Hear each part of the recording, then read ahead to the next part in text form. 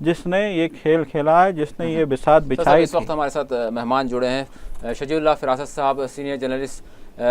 فراست صاحب، آپ کا استقبال کرتا ہوں 4 ٹی وی نیوز پر۔ جی بہت شکریہ کہ آپ نے مجھے یاد کیا۔ السلام علیکم۔ السلام علیکم۔ وعلیکم السلام۔ جی فراست صاحب، آج ہم بات کر رہے ہیں مشرقی وسطیٰ کے بدلتی حالات پر اور وہاں کے بدلتے نقشے پر۔ آپ کیا کہیں گے اس حوالے سے، کیونکہ عنوان تو بہت طویل ہے، اس کے لیے بحث کے لیے تو بہت سارے پروگراموں کی ضرورت ہے، اور کئی ممالک کے اتنے حالات ابتر ہیں کہ شاید اس کو جو ہے ایک پروگرام میں تفصیلاً بیان کرنا محال ہو، لیکن آپ اگر اوورآل کہیں تو کس نظر سے دیکھتے ہیں شام سے لے کر یمن تک کے حالات کو؟ جی بہت شکریہ کہ آپ نے مجھے یاد کیا۔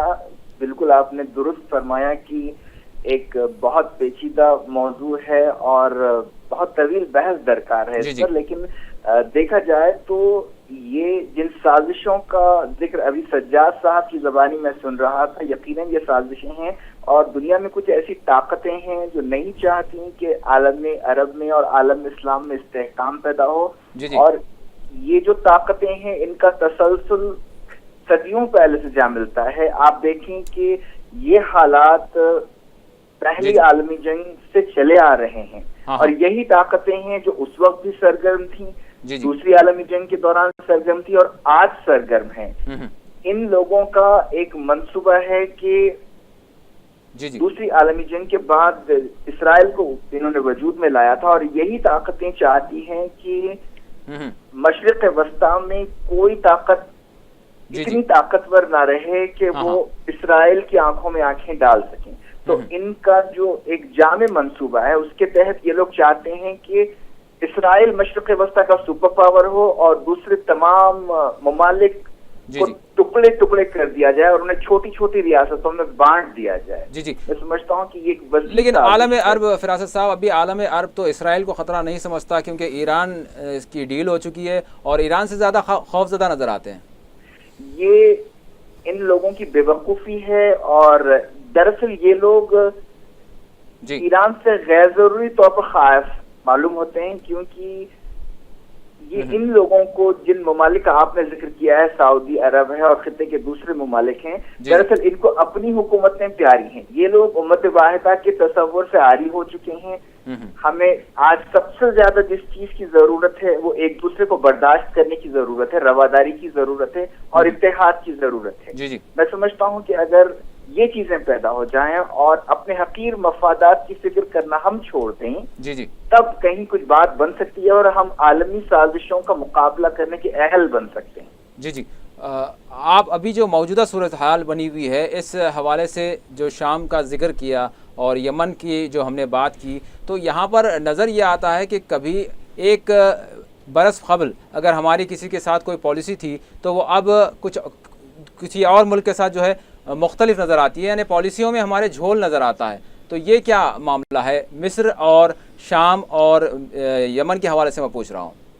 یہ میں سمجھتا ہوں کہ یہ ایک طرح سے منی عالمی جنگ چل رہی ہے اس وقت، اور اس میں نہ صرف خطے کی طاقتیں بلکہ خطے کے باہر کی اور ایک بڑی طاقت جو سپر پاور کہلاتی ہے وہ اور اس کے جو مخالفین ہیں، اور رشیا جو ہے دوبارہ ایک سپر پاور بننے کے عزائم رکھتا ہے۔ تو اس طرح سے یہ ایک منی عالمی جنگ یا منی ورلڈ وار لڑی جا رہی ہے۔ اور یہ جو سیریا کا معاملہ ہے، عراق کا معاملہ ہے، میں نے اپنی صحافتی زندگی میں اور میں نے اپنی مطالعاتی زندگی میں اتنی پیچیدہ صورتحال کبھی نہیں دیکھی۔ اس میں پتہ ہی نہیں چل رہا ہے کہ کون کیا چاہ رہا ہے اور یعنی کس کے کیا مفادات ہیں، یہ بہت بالکل واضح نہیں ہے، بلکہ بہت ساری باتیں ہیں جو پس پردہ ہے۔ ایسا کہا جاتا ہے کہ the first casualty of war in any war is truth۔ تو ہم تک سچ بالکل بھی نہیں پہنچ پا رہا ہے، اور سچ دیکھنے کے لیے صاحب بصیرت لوگوں کی ضرورت ہے۔ آپ کو کیا لگتا ہے فراست صاحب، بالخصوص جو شام میں خون ریزی زیادہ ہو رہی ہے، اگر بشار الاسد ہٹ جاتے ہیں تو یہ تھم جائے گی اور حالات پر امن ہو جائیں گے سارے خطے عرب میں؟ نہیں، میں سمجھتا ہوں کہ ابھی جیسا کہ سجاد صاحب نے کہا، حالات قابو سے باہر ہو چکے ہیں، کسی کے کنٹرول میں نہیں ہے، اور میرا یہ ماننا ہے کہ چاہے سوال بشار الاسد رہیں یا نہ رہیں، اس سے زیادہ اہم بات یہ ہے کہ ملک کے مستقبل کا فیصلہ شام کے عوام کو کرنا چاہیے۔ یہ نہ ایران کی طرف سے مسلط ہونا چاہیے، نہ سعودی عرب کی طرف سے، نہ امریکہ کی طرف سے۔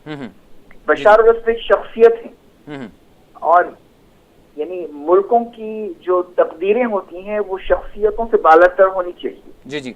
تو بہتر ہے کہ شام کے عوام کو اس کا مستقبل کا فیصلہ کرنے کا موقع دیا جاتا, لیکن ایسا معلوم ہوتا ہے کہ آج جو حالات پیدا ہو گئے ہیں, شام کی آدھی سے زیادہ آبادی بے گھر ہے. تو میں نے جو نقطہ پیش کیا ہے کہ وہاں کے عوام کو موقع دیا جائے, تو یہ ان حالات میں تو یہ ممکن نہیں ہے کہ وہاں کے لوگ اپنے حقوق کا استعمال کرتے ہوئے اپنے مستقبل کا فیصلہ کریں. تو ایسے حالات بھی نہیں رہے. کسی کے قابو میں, یہ ایسا جن ہے جو بوتل سے نکل چکا ہے اور کسی کے قابو میں نہیں آ رہا. جی جی.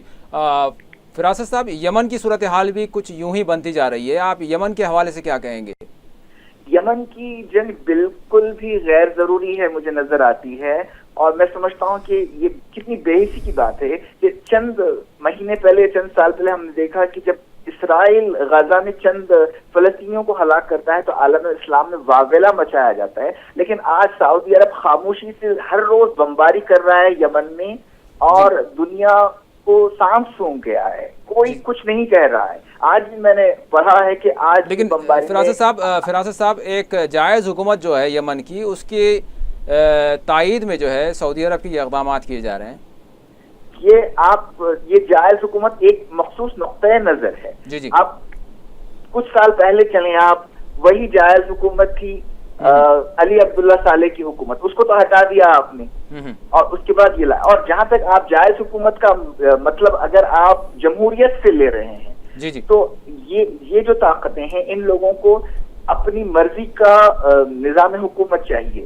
ان لوگوں کو جمہوریت بھی چلے گی, شاہی بھی چلے گی, ڈکٹیٹرشپ بھی چلے گی, اس وقت تک چلے گی جب تک کہ وہ آپ ان کے مفادات کی تکمیل کر رہے ہیں. تو جائز حکومت تو ایک حسین میں سمجھتا ہوں کہ بہانہ ہے. جی جی. معاملہ اور شاہ عبداللہ کا جو انتقال ہوا, میں سمجھتا ہوں اس کے بعد جو نئی قیادت آئی ہے, اس کے بعد یمن کی صورتحال بگڑی ہے, ورنہ یمن کے معاملے سے بہت احسن طریقے سے اس اسلوبی سے نمٹا جا رہا تھا. لیکن شاہ عبداللہ کے انتقال کے بعد یہ طاقتیں بے قابو ہو گئی ہیں, اور ان کے غلط فیصلوں کی وجہ سے یہ صورتحال پیدا ہو گئی, اور آج ہم دیکھتے ہیں کہ ایک انسانی بحران وہاں پیدا ہو گیا ہے. وہاں دوائیں نہیں ہیں, لوگ بھوکوں مرنے کی نوبت. آپ کو کیا لگتا ہے, کیونکہ 11 طاقتیں ایک طرف ہے اور حوثی باغی جو کہا جا رہا ہے وہ ایک طرف ہے, یقیناً ایسا تو لگتا ہے کہ وہ پسپا ہو جائیں گے, لیکن اس کے بعد پھر صورتحال کیا ہو سکتی ہے یمن کی؟ نہیں, پسپا جب کوئی ہوتا ہے تو بالکل پوری طرح سے نہیں ہوتا, یا پھر یہ بھی امکانات ہو سکتے ہیں کہ کوئی اور ایک نیا جنگی محاذ واقعتاً ایران کی طرف سے جو ہے کوئی پہل ہو جائے. یقیناً یہ لوگ اگر پسپا ہو بھی جائیں تو کچھ ایسی طاقتیں ہیں جو ان لوگوں کی بھی سرپرستی کرتی ہیں. یہ لوگ خاموش نہیں بیٹھیں گے, ایک لامتناہی سلسلہ خونریزی کا ایک اور محاذ کھل سکتا ہے, اور یہ مستقل محاذ ہوگا. اور یمن کی صورتحال کو آپ یعنی دوسرے ممالک سے ہٹ کر نہ دیکھیں, یہ ایک وسیع جو سازشیں ہیں خطے کے حوالے سے اور عالم اسلام کے حوالے سے, یمن کی صورتحال بھی اسی ڈگر پر جا رہی. جی جی. اس سارے تناظر میں فراست صاحب بالخصوص داعش کا جو رول ہے, آپ داعش کو کس نظر سے دیکھتے ہیں, اور داعش کیسے ابھری, اگر آپ اختصاراً کہیں تو؟ میں سمجھتا ہوں کہ داعش کا جو وجود ہے, جی جی, یہ ہم جو سن رہے ہیں 1.5-2 سال کے عرصے سے یہ نام سن رہے ہیں, اس سے پہلے مختلف ناموں سے یہی لوگ سرگرم تھے, اور ان لوگوں کو پیدا کرنے والی وہی مغربی طاقتیں اور خطے میں ان کے جو اتحادی ہیں. ان لوگوں نے اپنے مفادات کی تکمیل کے لیے چند لوگوں کو جمع کیا, ان لوگوں کی حوصلہ افزائی کی, انہیں اسلحہ پہنچایا اور ان کی ہر طرح سے مدد کی, اور یہی طاقت اب ان کے قابو سے باہر ہو چکی ہے, اور خود ان کو بھی آنکھیں دکھا رہی ہیں. اور جو بڑی طاقتیں جو دراصل ان کے پیدا کرنے والے ہیں, یہ لوگ اس حالات سے خوش ہیں, کیونکہ داعش کی شکل میں بڑی طاقتوں کے اور سازشی طاقتوں کے مفادات کی تکمیل ہو رہی. جی جی جی. فراست صاحب, یقیناً یہ سارے حالات جو ہے ہم سب کے ایک عام عوام کے سامنے جو ہے عیاں ہو رہے ہیں, لیکن اس کے باوجود جو سربراہان ہیں عرب کے, وہ کیا اس بارے میں سوچ نہیں رہے؟ میں سمجھتا ہوں کہ یہ بالکل بھی یعنی ان میں بالغ نظری نہیں, یہ صرف اپنے مفادات کے لیے, اپنے محلات انہیں عزیز ہیں, اپنی اقتدار انہیں عزیز ہے، اس کے علاوہ انہیں کوئی چیز نظر نہیں آتی۔